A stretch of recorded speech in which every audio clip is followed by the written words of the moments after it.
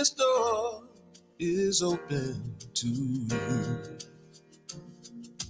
Come and let's be silent. Come and share a hug. Come, let's pray together. Come love and be loved. From the blissed out to the turned out. From the pampered to the abused. This door is open to you. Come on in. Come on in. Come on in. Come on in. The God in us recognizes the God in you. Whether you're black or white or gay or straight, Christian, Buddhist or Jew, this door is open to you. Good morning, Claremont Center for Spiritual Living. How are you this morning? Good to see all of you. I have to tell you, I'm loving the weather. Yes, my dog is not. She is not fond of thunder. However, other than that, it's been just delightful. And we don't get quite as much rain where I live as you do up here, but it's just been, the beach on a cloudy day, something to be said for that. Yeah, really nice. So anyway, welcome to our community where we come together every week to remind ourselves of just how magnificent life can be.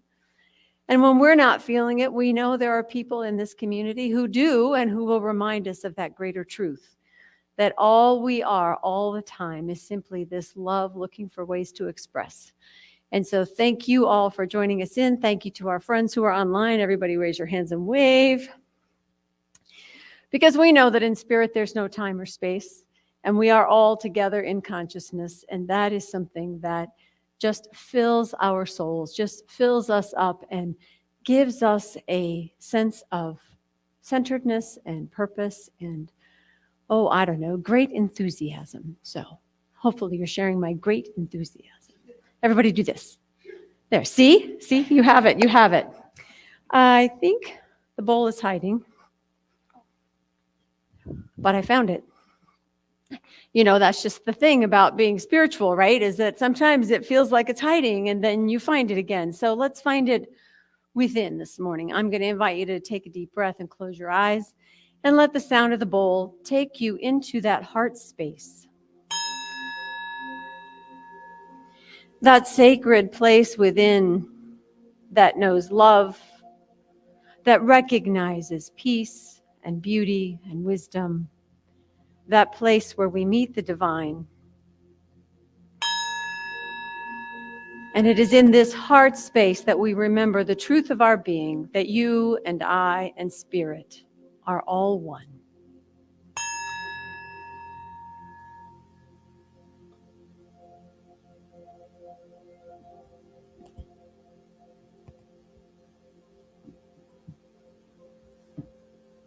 Good morning. Take a deep breath and allow that pure essence to flow through you. And know with me that there is one life, one truth, one power, one true essence, and it is all God. It is within each and every one of us. It is within me. It is within everything around us, for there is nowhere where God is not. And knowing this, I know that everything is just the way that it needs to be. Blessings flow from on high to everywhere and everyone around. And that essence is just pure simplicity. It is pure love. It is all that we need. And I know that Reverend Tracy presents us with exactly what it is we need to hear today, and touches us in such a way that we gain exactly what we need to gain from it. I know this, and I accept this. And if you join with me, affirm with, and so it is. Good morning. I have a reading. I'm Pat Fromer, one of the practitioners here, and I have a reading from a fairly old book. I think it was from the 70s. I didn't actually look it up. It may have been the 80s, but it was from Gerald Jampolsky, Teach Only Love. And if you haven't had the pleasure of reading it, it's one I strongly recommend you find. Finding it online is very easy, or I think maybe even our library might have it, or a bookstore, even better. So, love is the part of us that is real, because love itself is our potential. We are not limited by the body, and we are not subject to any of the body's conditions or laws. Communication with others is from love to love, and not from our past experience to theirs. No two past experiences are identical, and communication that rests on judgments is inherently conflicted. Yet when communication is based on love, it is deeply satisfying and healing. Even our fear that death could interrupt this begins to fade. So then, what is love? Because it must be experienced in order for it to be meaningful. I can't really define it for you except to say that it is the total absence of fear and the recognition of the complete union with all life, that we are all one. We love one another when we see that our interests are not separated from anyone, and we join with them in what they truly want. This is the union of higher minds and not an allegiance of egos.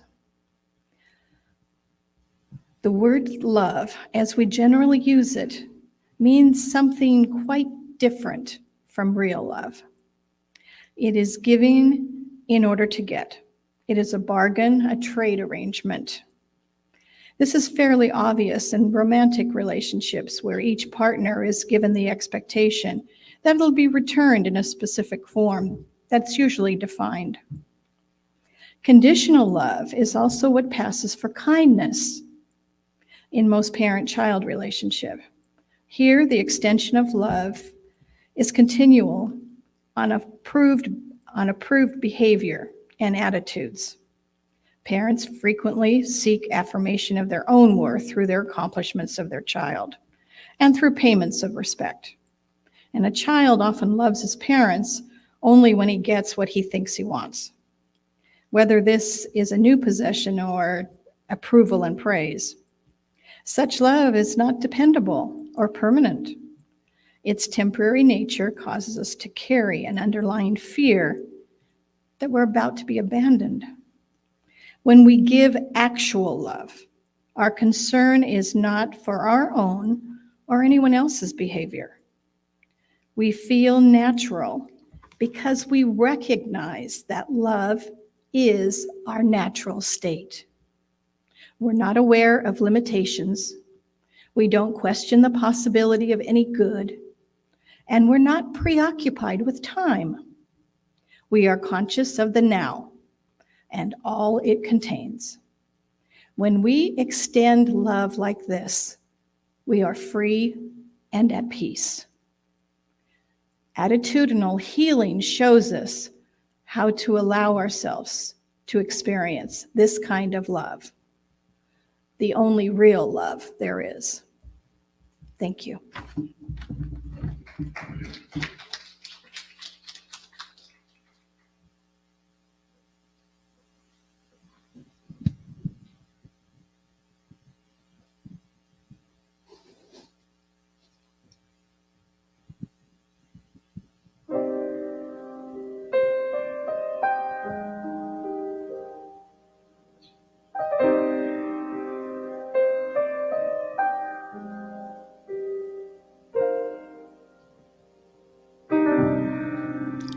When I forget,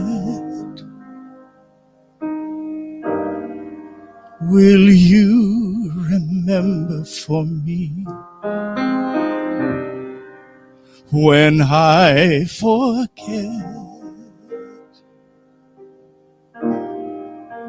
will you remember for me? Help me see what you see.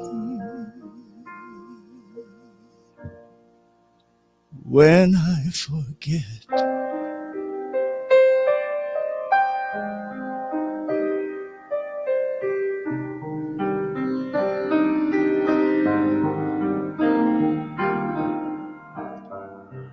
when you forget, I will remember for you. When you forget, I will remember for you. I'll help you see what I see. When you forget,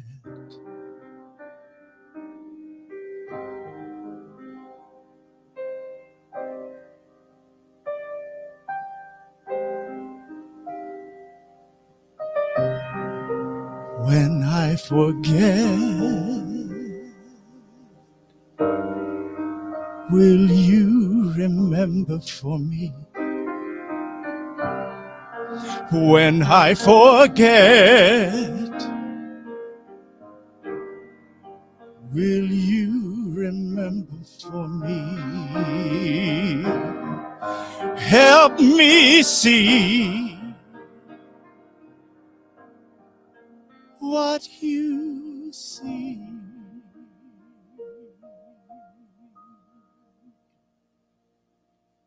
When I forget,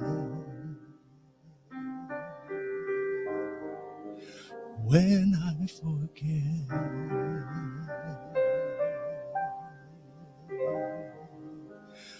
when I forget.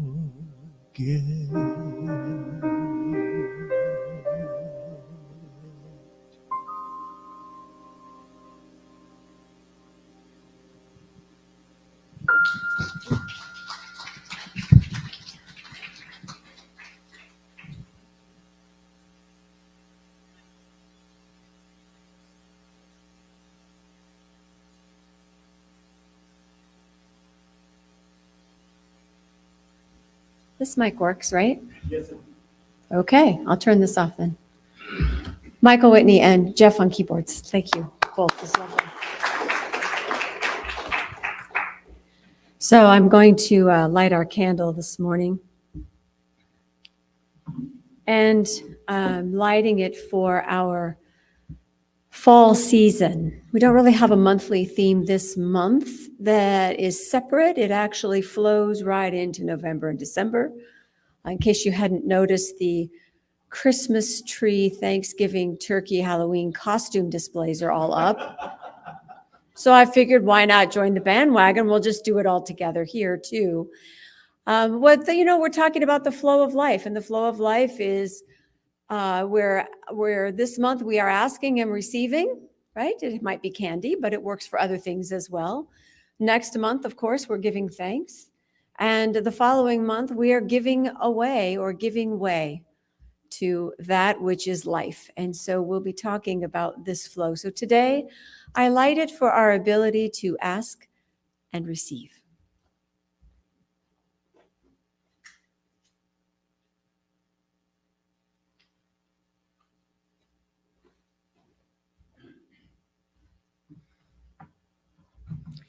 So of course, whoops, that's what I'm using. So of course, the question, we'll just move this one.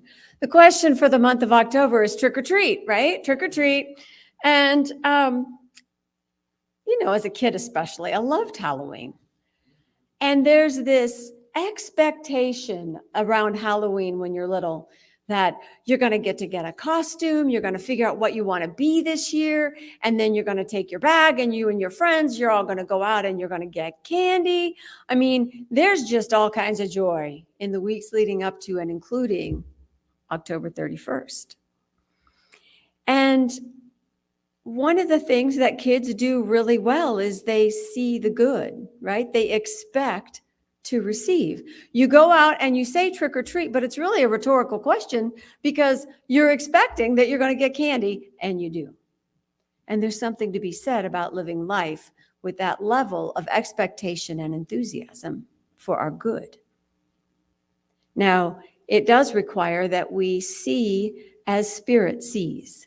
In other words, when we look around the world in general, your first impression may or may not be it's all good. Depends on which station you watch, most likely.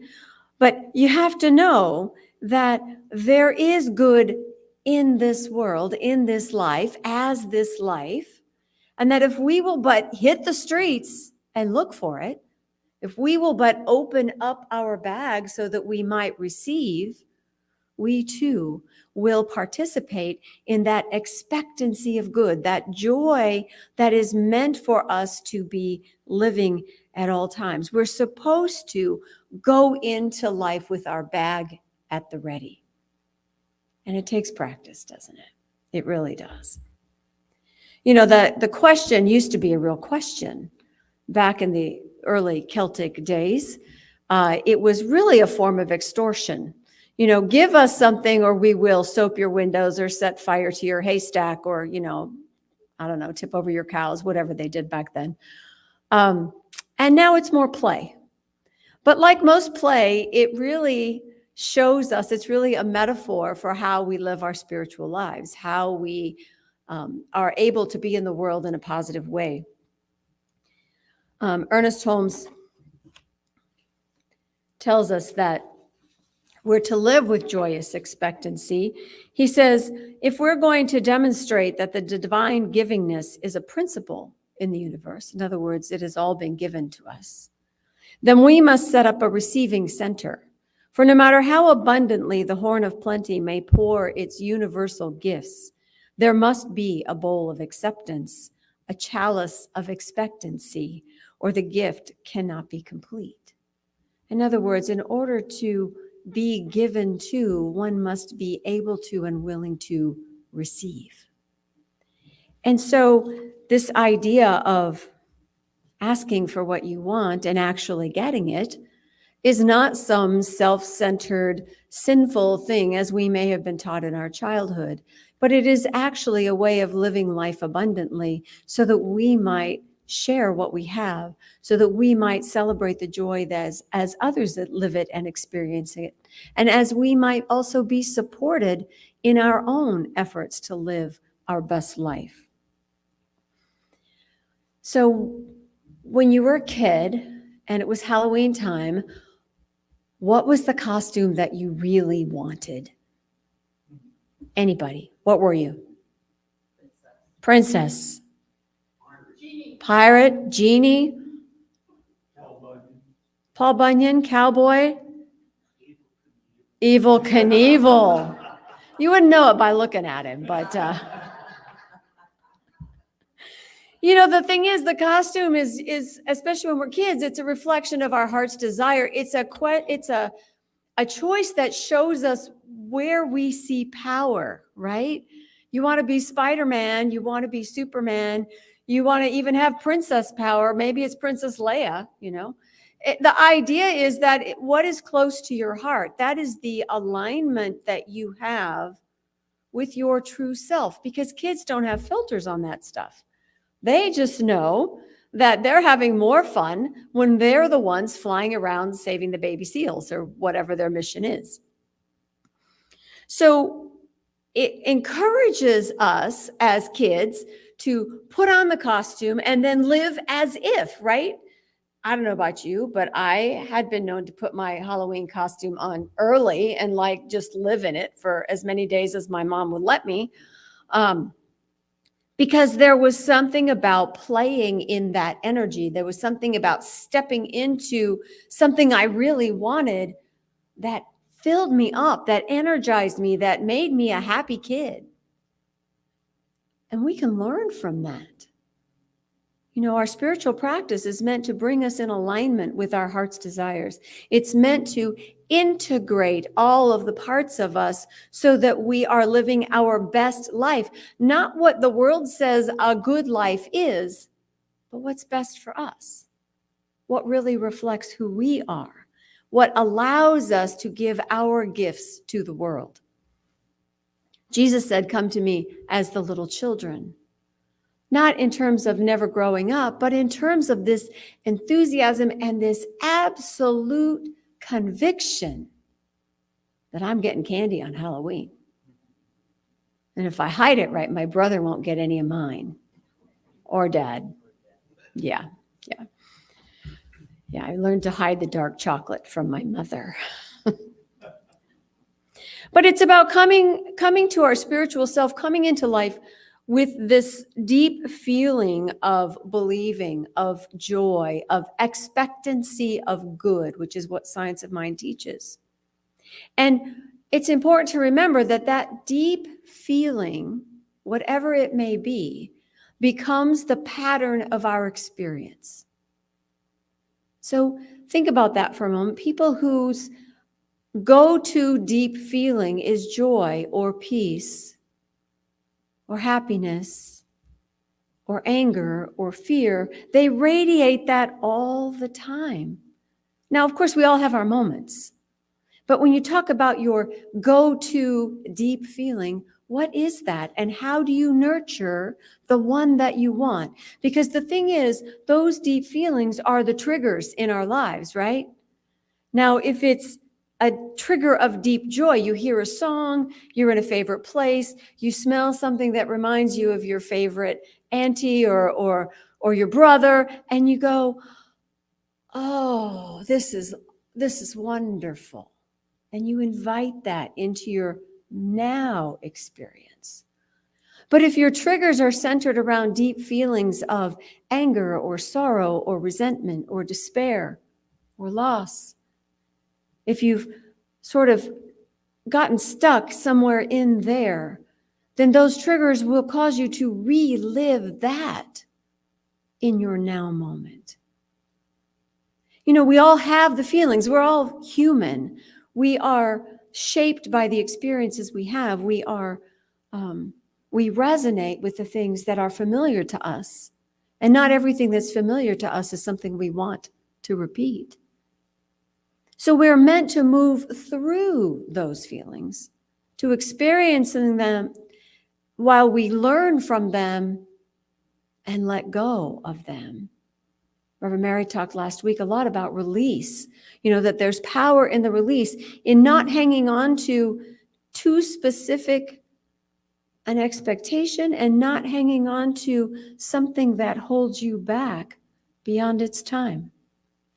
So we want to move into, through, and as a human into our feelings and keep going.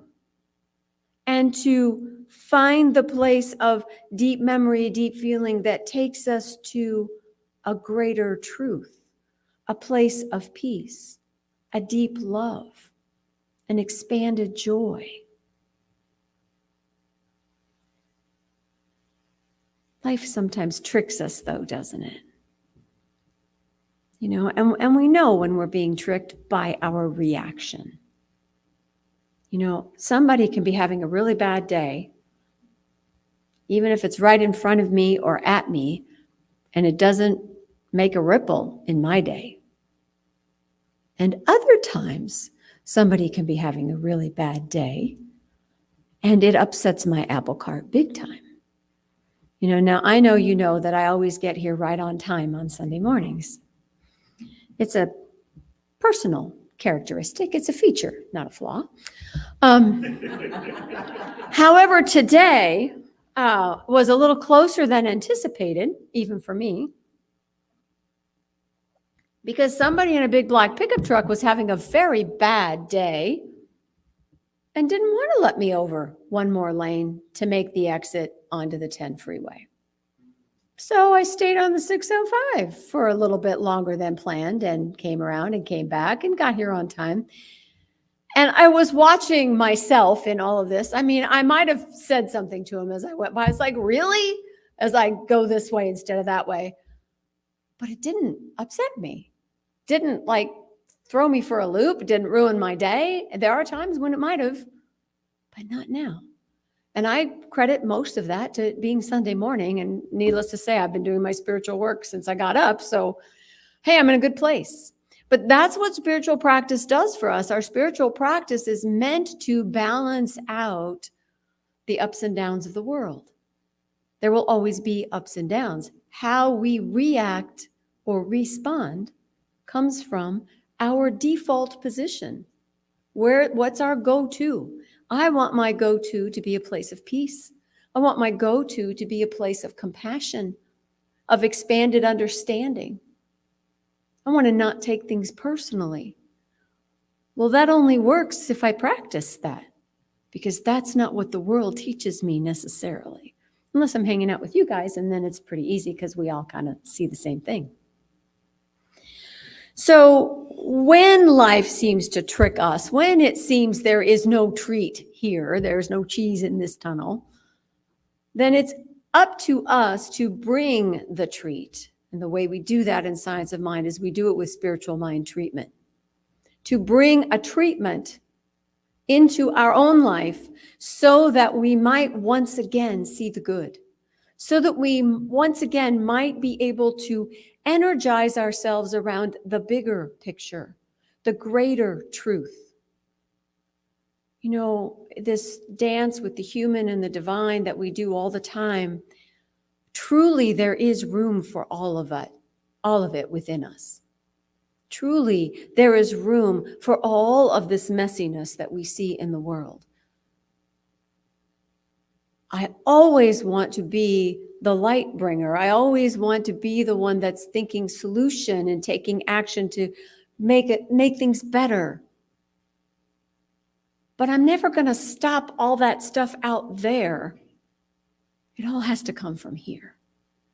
And one of the best tools we have to recenter ourselves in that greater truth, to remind ourselves that beyond our instantaneous reaction to black pickup trucks, there is a place of pause and reflect and remember and then move forward, right? Now, I don't know if as a teenager you ever tried to go trick-or-treating without a costume. Now, it was kind of a boy thing. Yeah. Yeah. The middle school, high school boys who were really pushing when and how long it was okay to trick or treat would be out there just in, jeans and t-shirts, or in our neighborhood, shorts and flip-flops. And it's like, well, it's Halloween, man. It's like, you don't have a costume on. Why should I give you any candy? It's kind of like a reward, But the truth is, we are meant to step into life in a way that supports us, and we're meant to show up authentically. So, I might have fussed at the teenage boys that came to our door, but I gave them candy. I mean, heck, they were out there, and it takes a lot of guts to get out there and trick or treat when you're already 6 feet tall. Hey, my girlfriend and I, when we were high school, I think freshmen in high school, and we decided that we would go trick-or-treating dressed as babies. We thought somehow that would, cut the difference between our height and age, and it didn't work. It didn't work. I don't recommend it. All right, so as we move through this human experience that we all have out in the world, part of what we know to do now as more consciously aware people is to integrate those things that catch us up, right? That trigger gets hit, we get mad, or we get sad, or we, go into hibernation for a week for, no real reason, but in our heads. And we realize, hey, you know what? There's something here for me to learn. There's something here for me to grow from. There's something in me that needs attention. And my compassionate self, capital S, has room for that. So I take time. I figure out what's going on. Why did I have that reaction? What in my life is out of balance? How might I return to center? And so spiritual mind treatment is really this reminder that we can adjust our sense of self-empowerment. Because most of the time when we're off balance, we're feeling out of sync, right? Somebody says something nice to us, we take it wrong, and the conversation goes like this, and it's messy. We all have messes. I don't want to perpetuate messy. So get quiet. Just pause. Step out of whatever that push is. In foundations class, we learned the acronym to remember the steps of spiritual mind treatment. There's 5 steps, right? And the acronym is, are you ready to receive? R for recognition, recognizing the power of God, recognizing that life's energy is everywhere, always, for everyone. And then, so that's the R. The U is to unify with that power. I am a child of the Most High. I carry the characteristics of my lineage, even my spiritual lineage. The second R is realization. What is it I want to make real in my life? What am I claiming? What am I asking for? What am I knowing? So are you ready? Recognition, unification, realization. What do I want to make real? And then thanksgiving is the T for 2. And to receive, R is for release, which we talked about last week. So this process of spiritual mind treatment is the equivalent of spiritually opening up our bag to receive. Now, I also figured out as a teenager that if I had a bigger bag, I could get more candy. I don't know if I was the only one who thought that. Sometimes it worked, sometimes it didn't. That's actually a talk in a couple of weeks. We'll come back to that one. But the thing is, our spiritual practice always expands the greater good of our human experience. That pause and remember, that readjustment, that realignment to what is true beyond circumstances, what is behind the mask, those are the things that help us to grow and move forward in a way where we have peace, where we see love, where we experience joy.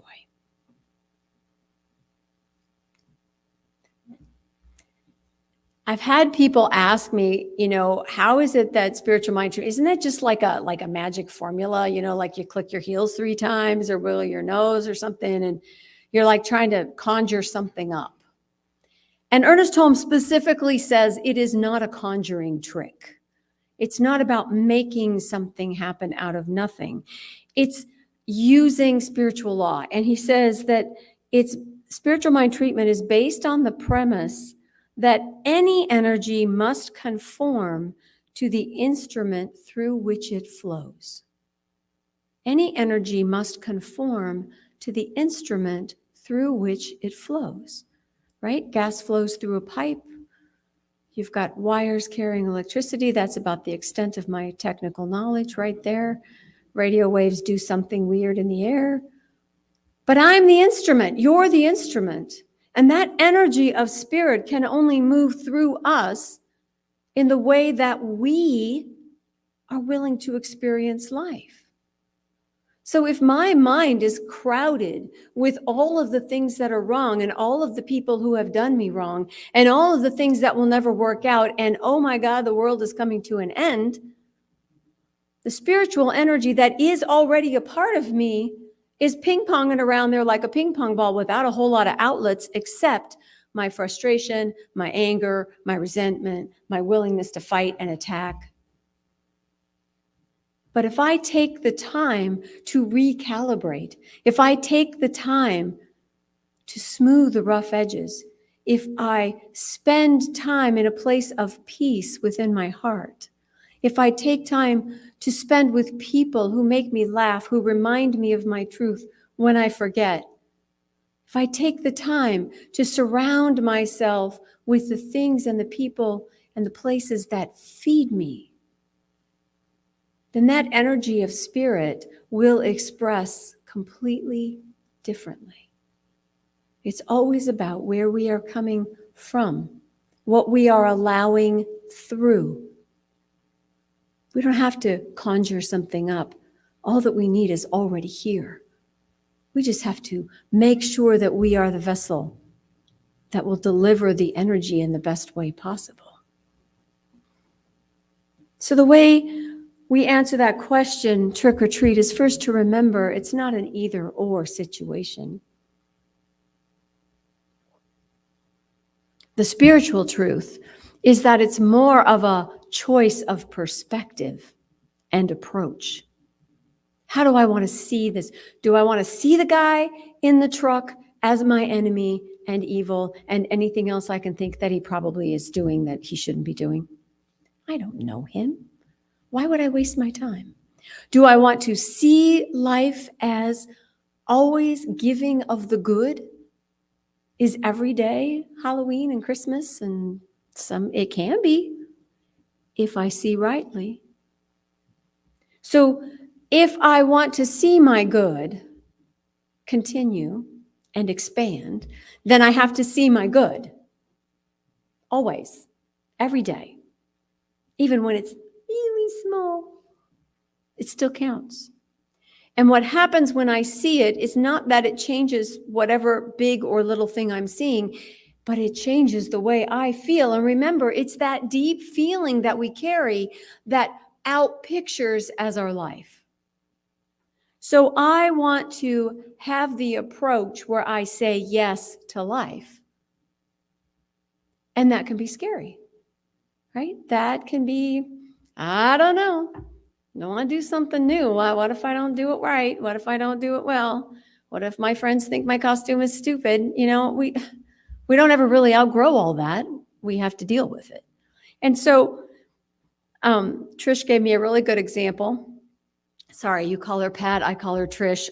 Pat gave me a really good example. Sorry, honey. She said, you know, in her job, she works as a consultant. Her main client is the Air Force. She talks to all these nerdy programmer people and aerospace people and government people and tries to get them all pulling whatever the project sled is in the same direction. And she said she was asked if she wanted to lead a team. She's a people manager. She's a project manager. She gets everybody doing the right thing on time and all that. So she said, sure. Now the team happened to be cybersecurity. It's like, do you know anything about cybersecurity? Nope, not a thing.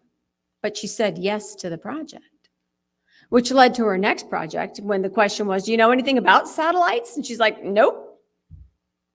She's a really good program manager. And that saying yes to something different is the equivalent of opening your bag, because the resources, the information, the training, the team members, all of these things showed up to create the path. Y'all remember, is it Raiders of the Lost Ark, where he's standing at the edge of the chasm? It's one of those movies. Standing at the edge and he's supposed to go across and he can't see where to go. And so he takes the step out into nothingness and the path appears below his feet. And he takes a handful of sand and throws it, and he can see it land on the path, which was blending in to the scenery on the far side. In other words, his eyes couldn't see it, couldn't detect it, but it was there. And so our saying yes to life says the path is there. I trust it. I believe in it. I'm bringing my costume and my bag, and here we go. I'm putting myself in a position where I can receive. That's what yes does. If I always say no, things don't necessarily keep dropping out of the sky to make my life better. But when I say yes, what I need appears. Who I am appears. The best of me has a place to express. And that is how we live our best life. Practitioners in their training, I don't know about you, but I mean, not so much now. I've been doing this for a while, but when I first started as a practitioner, the whole idea of praying out loud was like, don't make me do that, right? Am I the only one? Other practitioners, did that maybe occur to you at some point when you started? Yeah, I see a couple hands. Okay, good. Yeah. Well, obviously, if you're going to be a practitioner, prayer is something you probably should be able to do comfortably. And so the training was, if anyone ever asks you for prayer, the only answer is yes. And it was amazing to me that since I wasn't allowed to say no, and I was such a good girl, I wouldn't do it. I always said yes, because that's what I was supposed to do, kind of like training wheels. But what was amazing to me is that the words always came. The healing always happened. And it wasn't just about the other person. It always happened in me too. Because when we say yes, we are actually lifting everyone up. It can't be any other way. So I'm inviting you to choose to believe like the kids do, to expect your good, to expect it to just flow into the bag as soon as you ask the question or claim what you want, declare what is true for you, and then you accept it. Like you don't ask for something and then close your bag. No. I desire, I've got this longing for, fill in the blank. And I accept it now. Just like the kids practicing their costume ahead of time. I am that now. Because that's when it's most fun. And in that acceptance, hit the streets. Move your feet. In other words, once you say yes, this, more please, and it starts to show up, or an opportunity presents itself, even if you don't see the connection, move. Any step in any direction will move you in the direction of your desire if you move out in faith. If you move out believing that good is the truth of life, the good is the truth of my life. And what is good for me takes from no one. It simply lifts us all. When we say yes, when we accept it, take it in, and when we begin to move, we are activating the spiritual law of abundance, the law of life, the flow of all things. We are activating that law. And it is just like opening up your bag to receive. At the doorway of a house called generosity, even if what is opening the door to you is a witch or a goblin, there are treats everywhere. As long as we are willing to look beyond how they are disguised. Happy Halloween.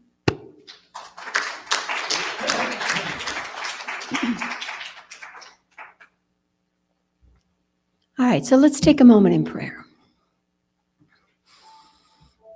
Taking a deep breath. And in your mind's eye, dress yourself up in your best Halloween costume. See how old you were or are. Put everything on. The shoes, the mask, the decorations, the jewelry, the feathers, whatever it is. And feel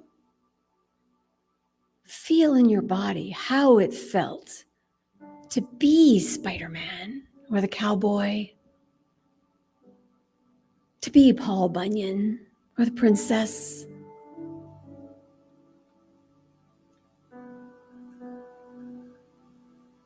Realize that as you picture this in your mind, you're smiling, feeling that energy of life in you as you. And this is the truth of life. This feeling, this reminder that there is joy, that there is an alignment between head and heart that fills us up, that strengthens us. that powers our life, moving us forward. For it is this energy of life that cannot be denied, that is you and me and all people. And it is this sense of joy and love and excitement that fuels the best of us, the most of us, the growth of us, the transformation of all the muddy, messy things on the earth into that clean, pure space of the heart. Love reaching love, connecting one with another, with another, with another, with all of life. And so I claim this good for each of us in whatever form it may take. I say yes to all that is coming in and see with open arms and open heart and open mind the infinite possibilities being presented. And in that heartfelt yes, I know only good and more good, only healing and more wholeness, only joy and deep love. And for this, I am grateful, so very grateful. Giving thanks for every blessing, large and small, seen and unseen, expected and unexpected, knowing and trusting and believing that life always works together for good, for the highest and best of everyone, no matter what disguise it wears, no matter which costume it rides in on. There are treats to be found. There are treasures within. There are golden nuggets of love and opportunity and joy scattered about, awaiting our ability to see them. And so in this place of gratitude, I release my word into the workings of spiritual law, allowing the flow of life to outpicture, to bring into form that which I feel, that sense of power and delight, that place of alignment in me as me, showing up as my life in ever greater ways. For it is truly all God, and therefore all good. And so it is.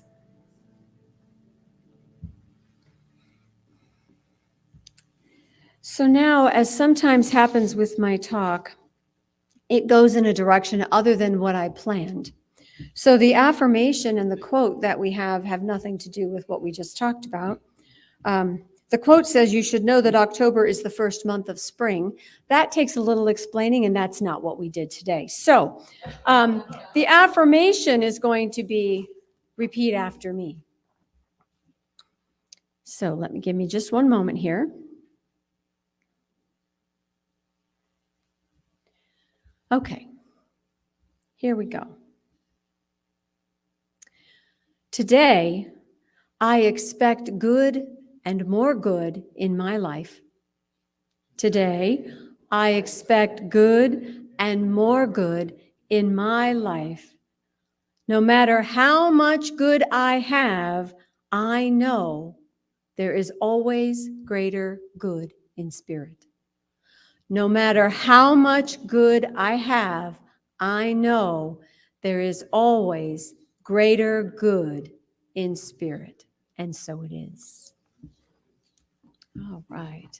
So I will invite you to think about sharing your good with the community. We have some volunteer opportunities I'll talk about in a few minutes. And we also have, as always, an openness to receive your financial contributions. For our community is put together by our contributions in all its many forms. So if you're online, you may donate with the PayPal button that is on the website or in the e-blast. If you're here in the room, I invite you to take your offering and say with me our prosperity affirmation, which you'll find in your program. Divine love through me blesses and multiplies all that I am, all that I give, and all that I receive. I am prosperous now. And as you exit this morning, you'll find the baskets there by the door where you can drop your envelope. And know too that your presence here generates an energy that can be felt. We had last month, someone not in our congregation held a memorial in this room. And when they came to see the space, the first thing that the gentleman said was, "Oh, wow, I really like this place. I can really feel it in here." That's who we are. That's what we do. That's what your contributions are in this community. And we do reach those outside of our community. All right, well, let's have a little more music from Michael, and then we'll do our invitations.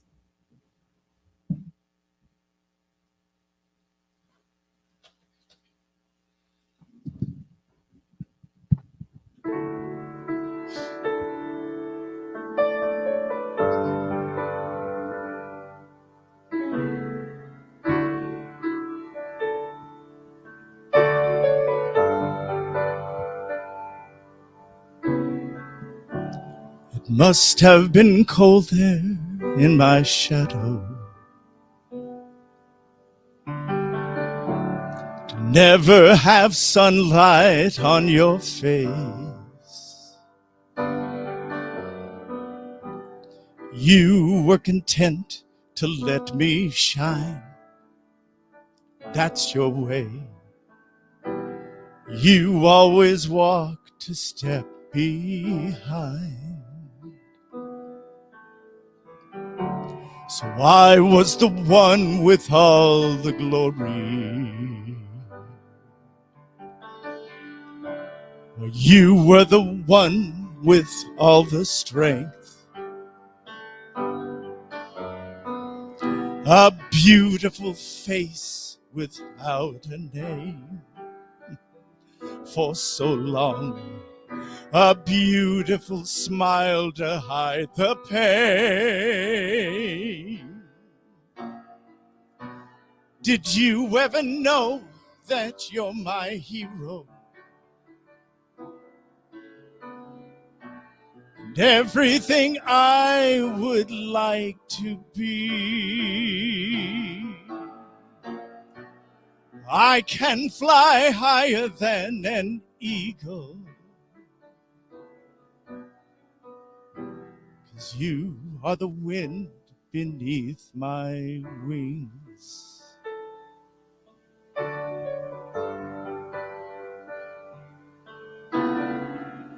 It might have appeared to go unnoticed,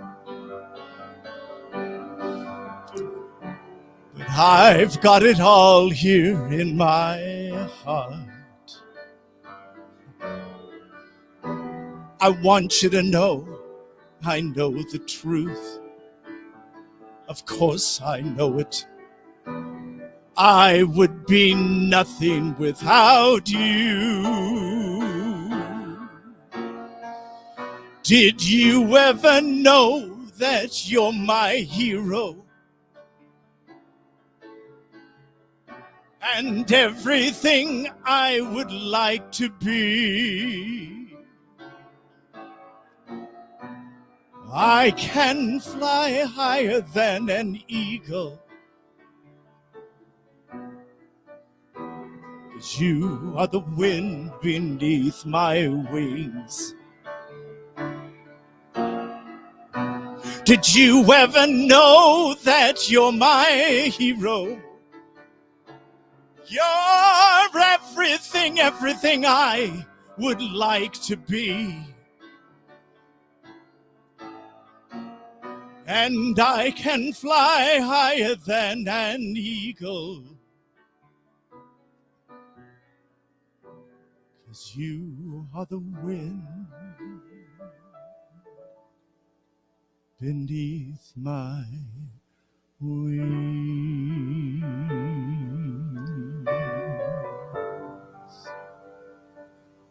Beneath my wings.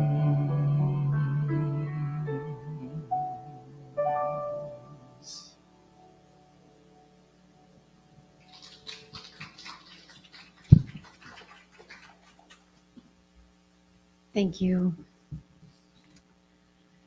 All right. Invitations. I want to start with a little bit of acknowledgement. I want to thank all of you, and especially the board and my practitioners, our practitioners, for supporting me last week. My stepdad, Paul, made his transition last weekend. And it's been just 6 months since my mom went. So we kind of knew that, once his reason for being around and taking care of her, that he probably was done. He had kind of told us that quite a bit. So even though we knew, we didn't know. So what I do know, though, is that people stepped up at the last minute. Mary stepped up with not even a full day's notice to speak last weekend. The board continued with their board meeting and sent out all the notes so we all know what's going on. And I just have to tell you that the love and support that we have for each other, that I felt specifically this week, but I know that we share amongst ourselves and in our various groupings, our Wednesday night group and our dinner friends and all our dancing partners and all of that is something very special and something that I really appreciate and just feel a lot of gratitude for.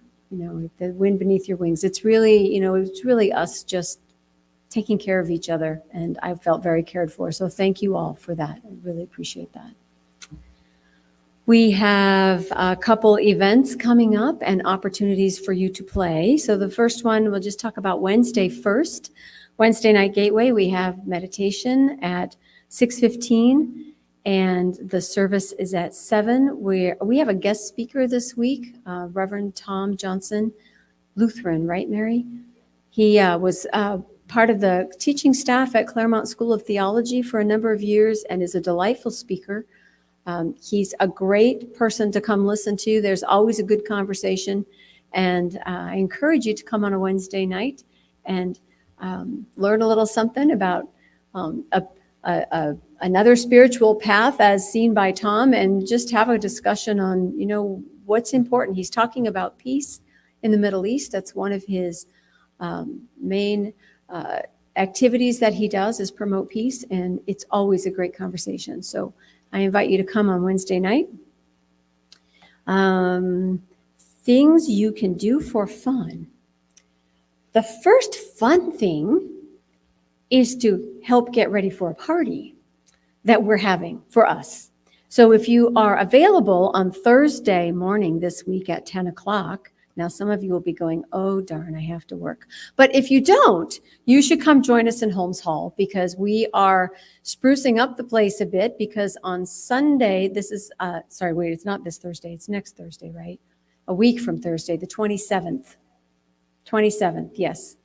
I have no idea what day it is.